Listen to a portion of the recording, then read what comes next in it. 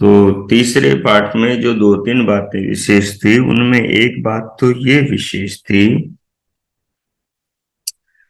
कि जब हम अपने नाम रूप के चोले को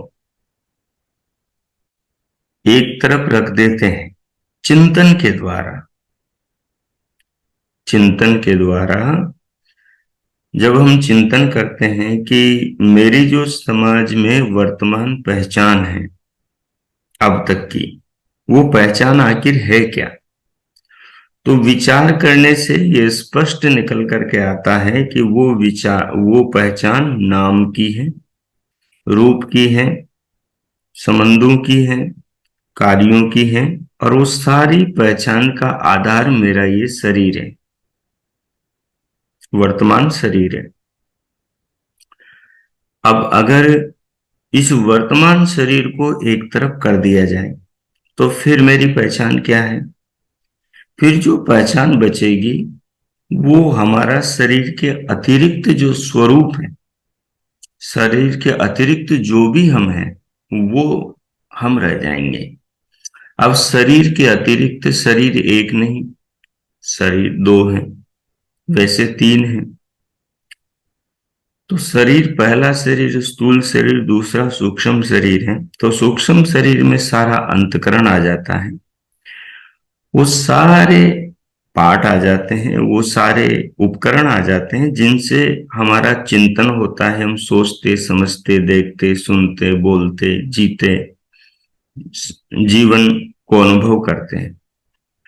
तो जब हम स्थूल शरीर को, सूक्ष्म शरीर को चिंतन के द्वारा अलग कर लेते हैं तो फिर उसके बाद में केवल आत्मा बचता है। तो वो आत्मा का स्वरूप हमारे सामने चिंतन के द्वारा निकल कर आता है कि मैं क्या हूं। उसी के लिए एक उदाहरण दिया था, शीशे वाला, कि जब शीशे के सामने आप खड़े होते हो तो क्या होता है? जो आपकी पहचान है नाम और रूप की, जो इस जन्म की है कि मेरा नाम अमुक है, मेरा रंग रूप ये है, मैं स्त्री या पुरुष हूं, मैं लंबा नाटा पतला हूं, या मैं जवान बच्चा बूढ़ा आदि हूं। तो ये जो शरीर की पहचान है, धीरे धीरे धीरे ये पहचान अलग हो जाती है, अलग हो जाती है। जैसे व्यक्ति अपने आप को देखने लगता है तो अपने आप के ऊपर विचार चलने लगते हैं कि ये कौन है जो मुझे शीशे में दिखाई दे रहा है। तो क्योंकि जीने वाला तो वही वही है जो अंदर बैठा हुआ है, जो इस शरीर को आंखों से देख रहा है, वही जीने वाला है, बचपन से इस शरीर को भोगने वाला है, इन आंखों से देखने वाला है, इन कानों से सुनने वाला है। तो बहुत सहजता से साधक की समझ में आ जाता है कि अंदर से ही उत्तर आता है, बुद्धि से उत्तर आता है, अनुभवों से उत्तर आता है, जो अब तक उसने जीवन में जिया है उन जीवन के अनुभवों से उत्तर निकल कर आते हैं कि भाई ये जो शरीर है, इस शरीर का ही केशव, सविता, सावित्री, गीता, मोहन, मीरा आदि नाम है। और ये जो आकृति है ये नाम वाले शरीर की है। और जो ये स्त्री और पुरुष हैं ये भी ये शरीर है। और ये सुंदर कुरूप है ये भी ये शरीर है। इस शरीर को ये जो आंखों से देख रहा है, महसूस कर रहा है, जान रहा है, शरीर के बारे में बता रहा है, शरीर की जानकारी दे रहा है, ये शरीर से अलग आत्मा है। जैसे इसमें उदाहरण एक शीशे का बंदर का दिया था, कुत्ते का बंदर का दिया था। जब कुत्ता या बंदर शीशे में अपने आप को देखता है, क्योंकि अब तक उसने शीशा देखा ही नहीं और उसको ये भी नहीं बताया गया कि तू बंदर है तो कुत्ता है। तेरे इस शरीर की आकृति को श्वान शब्द से, कुत्ते शब्द से, कुत्ते नाम से जाना जाता है या बंदर के नाम से जाना जाता है। उस बंदर कुत्ते को ये मालूम नहीं, नहीं उसको उसके माता पिता का वो चिंतन किया हो कि उसको पता हो कि इसे माँ कहते हैं, इसे पिता कहते हैं, नहीं। न उसको बहन भाई का, उसको कोई भी पता नहीं। ये मनुष्यों के समाज में ये संबंध विकसित होते हैं माता पिता के, बहन भाई के, पति पत्नी के। पशुओं के समाज में नहीं होते। उनमें ये बुद्धि होती ही नहीं। तो वो एकदम शीशे में देखते ही चौंक पड़ता है कि ये दूसरा कौन है, मुझे भोंकने वाला, मुझे देखने वाला। और जितना चिल्लाता है उतना ही वो भी अंदर से चिल्लाता है, शीशे में प्रतिछाया चिल्लाती। इसका मतलब क्या हुआ कि वो कुत्ता अब तक अपने आप से अपरिचित था। उस योनि में ये जानने का मौका ही नहीं मिलता, इतनी बुद्धि का विकास होता ही नहीं। अब यहाँ शीशे में जब आदमी रात में देख रहा है, जब सब सुन सो गए, सुन्न हो गया, शांत हो गया पूरा माहौल, जब वो देख रहा है तो वो, क्योंकि ये तो बुद्धिमान प्राणी है, क्योंकि इसने तो शुरू से जाना है कि वो कौन है, तो जो जो जाना है वो सब एक तरफ हो जाता है और केवल एक चीज बच जाती है, अहम इति प्रत्येक आत्मनि। जो अहम प्रत्यय है, मैं हूं, मैं देख रहा हूं, मैं सुन रहा हूं, मैं जान रहा हूं, ये जानने देखने वाला मैं हूं। ये बच जाता है, ये बच जाता है। अच्छा, ये समझ में इसलिए नहीं आता क्यों? क्योंकि इसे समझने का हमने कभी अब तक प्रयास नहीं किया, तो पहली बार में समझ में नहीं आता। जब बार बार ये प्रयोग करते हैं तो धीरे धीरे ये भी समझ में आने लग जाता है, और आत्मा के अनुभव से संबंधित जितनी भी भ्रांतियां हैं साधक की, मिटने लग जाती, मिटने लग जाती। तो ये इस व्याख्यान में विशेष बात थी, और भी छोटी मोटी बातें हैं, तो इसका हम एक प्रयोग करेंगे अब। कल्पना शक्ति के द्वारा ही आप इसको ध्यान में बैठ करके करें। तो अगला 5 मिनट का ये प्रयोग हम करेंगे। सीधे होकर बैठ जाएं।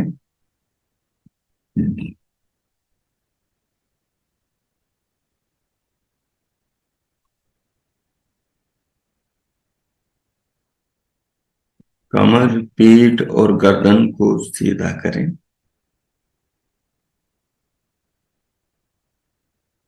दोनों हथेलियों को गोद में रखें। नेत्रों को बंद कर लें।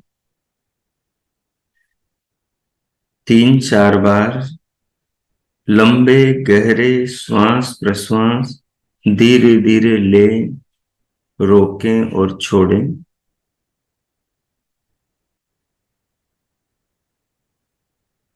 श्वास को अनुभव करें। श्वास के साथ सिर से पांव तक के शरीर को अनुभव करें। स्वयं को अनुभव करें। श्वास को अनुभव करने वाले, लेने वाले और शरीर को अनुभव करने वाले आत्मा को, खुद को अनुभव करें। जो ये कहता है मैं देखता हूं, मैं अनुभव करता हूं, मैं श्वास लेता हूं, उसे अनुभव करें।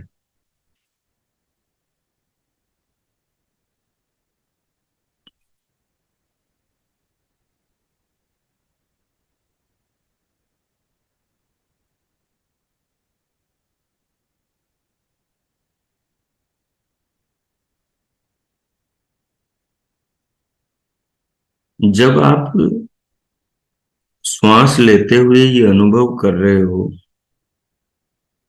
कि मैं आत्मा हूं, अंदर से आवाज आती मैं आत्मा हूं। जब श्वास लेते हुए ये श्वास किसे अनुभव हो रहा है, तो भीतर से एक आवाज आती, मुझे हो रहा है, मुझ आत्मा को ये अनुभव हो रहा है। ऐसा आप भीतर अनुभव करते हो। तो इसमें अनुभव के समय आपको ऐसा लगता है जैसे कोई ये बोलने वाला शरीर में से कोई और है, और सुनने वाला मैं कोई और हूं। ऐसा साधक को आरंभ में लगता है। तो ये बात वैसी ही है जैसे कोई जंगल में या पहाड़ों में आप चले जाते हैं, वहां जोर से आवाज लगाते हैं, जोर से पहाड़ों में चिल्लाते हैं, तो आपकी ध्वनि टकरा कर आती है और आप ही को सुनाई देती है, और आपको ऐसा लगता है जैसे कोई और बोला हो आपके बाद में, किसी और ने भी पुकारा हो जिसकी आवाज आपके कान में आई हो। प्रतिध्वनि जिसे कहते हैं। तो जब हम अंदर कहते हैं कि ये श्वास को अनुभव करने वाला मैं आत्मा हूं, तो ये आप नहीं बोल रहे हैं, क्योंकि आत्मा तो बोल ही नहीं सकता। आत्मा तो इंद्रिय के अंतःकरणों को, शरीर के अंतःकरण, सूक्ष्म शरीर के अंगों को प्रेरित कर सकता है। तो ये जो अंदर आपको ध्वनि, अंदर जो आपको बिना ध्वनि के जो ये तरंग उठ रही है कि भाई ये श्वास को तो मैंने अनुभव किया, मैं हूं इसका अनुभव करता, और ये जो अंदर से ज्ञान की वृत्ति आई, ये आपको ऐसा लग रहा है कि ये मेरे अंदर से नहीं निकली, जैसे कोई दूसरी जगह से पैदा हुई है। तो ये बिल्कुल ठीक है, इस बात को समझ लेना चाहिए। ये आपके अंदर से नहीं उठी, ये दूसरी जगह से पैदा हुई है। आपके अंदर का मतलब है आत्मा के अंदर। तो आत्मा के अंदर से तो ये आएगी नहीं। ये कहां से आई? ये आई है आपके चित्त के, मस्तिष्क के अंदर से, चित्त के मस्तिष्क के अंदर से। ये जो वृत्ति पैदा हुई है ना, जो ज्ञान की वृत्ति, जो श्वास को आपने अनुभव किया मन के द्वारा, इंद्रिय के द्वारा। तो जैसे ही आपने श्वास को अनुभव किया इंद्रिय और मन इंद्रिय के द्वारा, वो तरंग चित्त में गई और चित्त में आत्मा ने जानी। जानने के बाद में जब आपने खुद से पूछा, तो फिर अंदर से उत्तर आया कि मैं आत्मा इस श्वास की अनुभूति को जान रहा हूं। ठीक है।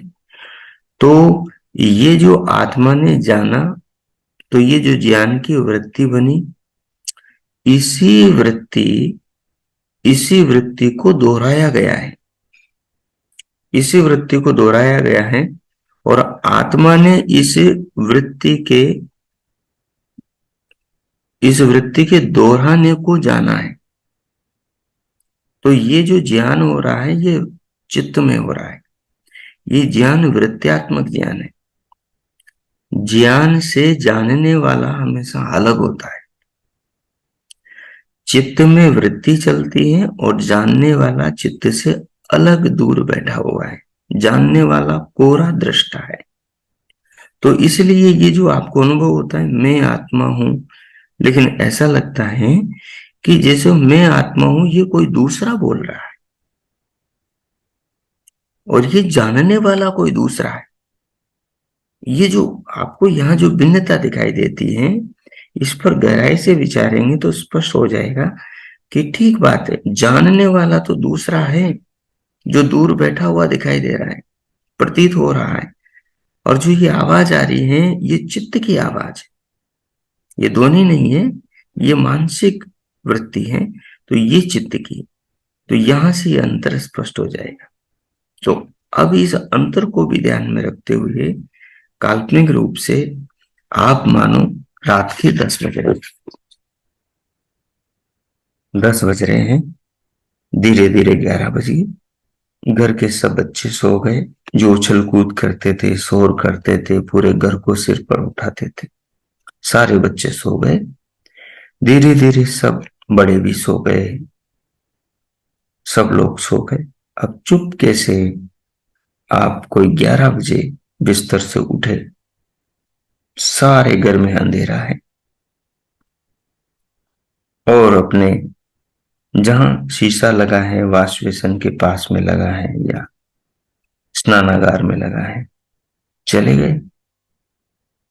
जाकर आपने एक छोटा सा बल्ब जो शीशे के पास या पीछे लगा हुआ है, जिसके जलने से केवल आपका चेहरा दिखाई दे रहा है, बाकी आसपास सब और अंधेरा ही है। आपका चेहरा और आपका शरीर पूरा शीशे में दिखाई दे रहा है। अब आप यहां से अपने आप से बात करना शुरू करें। बात कैसे करेंगे? जो अभी आपको समझाया था वैसे ही करें, फिर उसके बाद में स्वतंत्र आप अगले अभ्यास में खुद कर लेंगे। अभी केवल सीखें। तो वो जो सामने शीशा है, उसमें आप क्या देखेंगे? सीधा आप शीशे में आपका शरीर दिखाई दे रहा है, शरीर को देखेंगे। यहीं से विचार आरंभ कर देंगे, मैं कौन हूं। अब प्रश्न प्रतिप्रश्न आपको ही करना है यहां पर। क्या मैं ये शरीर हूं जो सामने शीशे में दिखाई दे रहा हूं? स्त्री शरीर हूं यदि आप स्त्री हैं तो पुरुष शरीर हूं, यदि आप पुरुष शरीर है तो क्या इस शरीर का जो नाम है वो नाम में हूं या नाम वाला शरीर में हूं? तो विचार करते करते समझ में आ जाएगा, क्योंकि आपने जीवन के सिद्धांतों को, जीवन के बनने की प्रक्रिया को तो समझा ही है कि शरीर कैसे बनता है। माता पिता के माध्यम से, उनके खाए पिए अन्न के माध्यम से, क्योंकि शरीर में सब भूतों के लक्षण मिलते हैं तो शरीर भूतों से ही बना है। तो आप विचार करते हुए जानते हैं कि ये शरीर तो पांचभौतिक है, पंचभूतों से बना है, और मैं इसको जान रहा हूं। ये वर्तमान नाम शरीर का है, ये अवस्था भी शरीर की है, जवानी, बुढ़ापा, किशोर अवस्था शरीर की है। और ये लिंग, स्त्री स्त्रीलिंग, पुरुष लिंग यानी स्त्री शरीर, पुरुष शरीर भी शरीर ही कहता है। कुछ आकृति में भेद है, कुछ शरीर के अंगों में परिवर्तन है, तो एक शरीर को स्त्री, एक शरीर को पुरुष कहते हैं, जैसे अन्य प्राणियों में होता है। तो ये शरीर ही स्त्री पुरुष है, ये शरीर ही जवान बूढ़ा बच्चा है, और ये शरीर का ही ये नाम है, रूप है, समाज में इसकी पहचान है। इस शरीर को जो शीशे में देखने वाला इन आंखों से शरीर में, शरीर के प्रतिबिंब को शीशे में देखने वाला है, वो इस शरीर से भिन्न है। जब मैं सो जाता हूं तब मैं किसी शीशे में नहीं देख पाता हूं, तब मैं अपने आप को महसूस नहीं कर पाता हूं। जब मैं नींद में होता हूं, जब मैं जागृति में शीशे के सामने हूं तो मैं अपने आप को देख रहा हूं। जब जन्म मेरा हुआ था उससे पहले मैं अपने आप को इस रूप में नहीं देखता था, जैसे शीशे के सामने खड़ा होकर अभी देख रहा हूं। जन्म से पहले मैं नहीं जानता, मुझे कुछ भी याद नहीं है, लेकिन मुझे पिछली रात के, उससे पिछला दिन याद है कि तब भी मैं वैसे अपने आप को शीशे में देखता था जैसे अभी देख रहा हूं। तो इसका मतलब ये हुआ कि इस जन्म से पूर्व तो ये शरीर नहीं था, जन्म हुआ तभी शरीर मिला। तो शरीर जब नहीं होता है तो उस समय केवल मैं होता हूं बिना शरीर वाला, केवल मैं होता हूं बिना शरीर वाला। और मैंने पुनर्जन्म के सिद्धांत से समझा कि पिछले शरीर में जो आत्मा था वो जब नए शरीर में जन्म लेता है, पिछले शरीर की स्मृति आ जाती है, तो वो बताता है सारी बात। इसका मतलब है पिछला शरीर पीछे छूट गया और ये नया शरीर है, लेकिन आत्मा वही है जो पिछले शरीर में था, इस शरीर में। इसका मतलब है कि पिछले शरीर में जो था वही मैं इस नए शरीर में हूं, क्योंकि नए शरीर में मैं कहता हूं पिछले शरीर में मैं था। पिछला मेरा ये नाम था, पिछला मेरा ये रूप था, पिछले मेरे ये सगे संबंधी पति पत्नी थे। यानी पिछले शरीर में जो था वो भी कह रहा है कि मैं ये स्त्री शरीर में, पुरुष शरीर में था, और वही मैं अंदर वाला अभी कह रहा है। इसका मतलब है ये जो मैं कहने वाला है ये बदलता नहीं है। ये जिसको कह रहा है ये मेरा शरीर है, मैं स्त्री हूं, ये शरीर बदलता रहता है। तो ये शरीर मैं नहीं हूं। इस प्रकार चिंतन से स्पष्ट होगा। अब ये नाम रूप का चोला मैंने एक तरफ विचार से रख दिया। अब उसके बाद में केवल इस शरीर को जानने वाला बचा, जो न स्त्री है, न पुरुष है, न शरीर है, न रंग रूप है, न अवस्था है, न लिंग है, जो बिल्कुल इन सब से भिन्न, इन सबको जानने वाला है, वही मैं हूं। अब उसके बारे में उसका कोई नाम नहीं, नाम आत्मा रख दिया है, लेकिन वैसे वो तो, उसका कोई नाम ही नहीं है, वो तो चेतन तत्व है। ये भी एक नाम है, चेतन तत्व भी रखा गया, क्योंकि उससे व्यवहार, उसके बारे में सोचा कैसे जाएगा बिना शब्द के, चित्त चलेगा कैसे, विचार चलेगा कैसे बिना शब्द के। तो इन सब को जानने वाला अलग है, और जो जानने वाला है वही आत्मा है।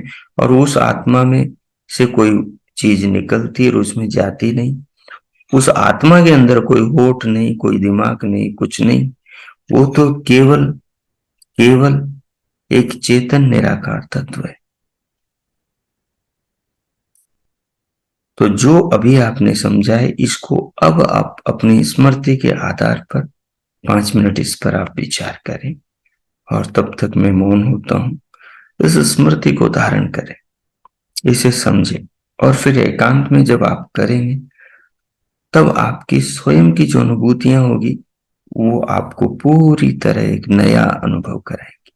ओ कीजिए।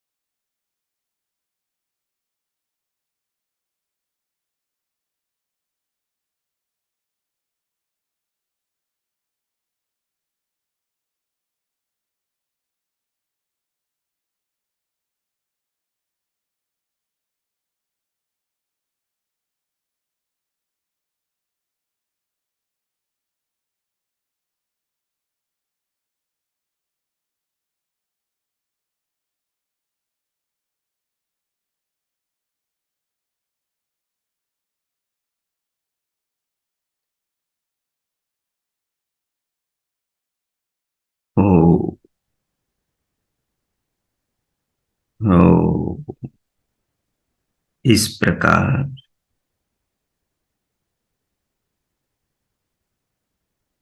आत्मचिंतन करते हुए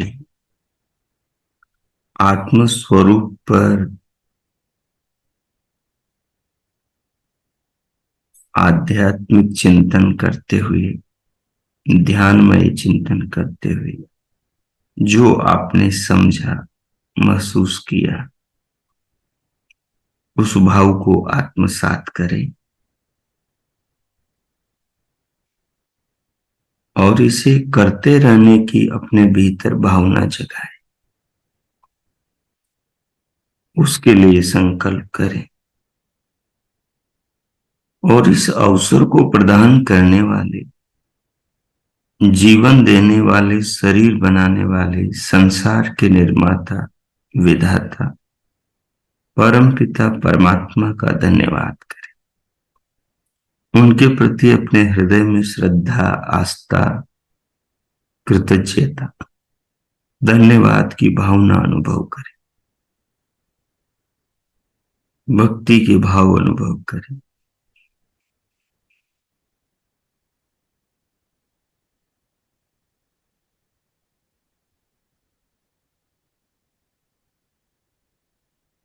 इस प्रकार अनुभव करते हुए अब हम इन भावों से ओतप्रोत स्वयं को रखते हुए शांति पाठ करेंगे। ओम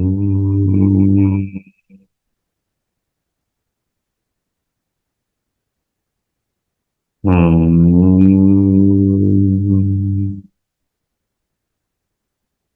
ओम शांति शांति शांति।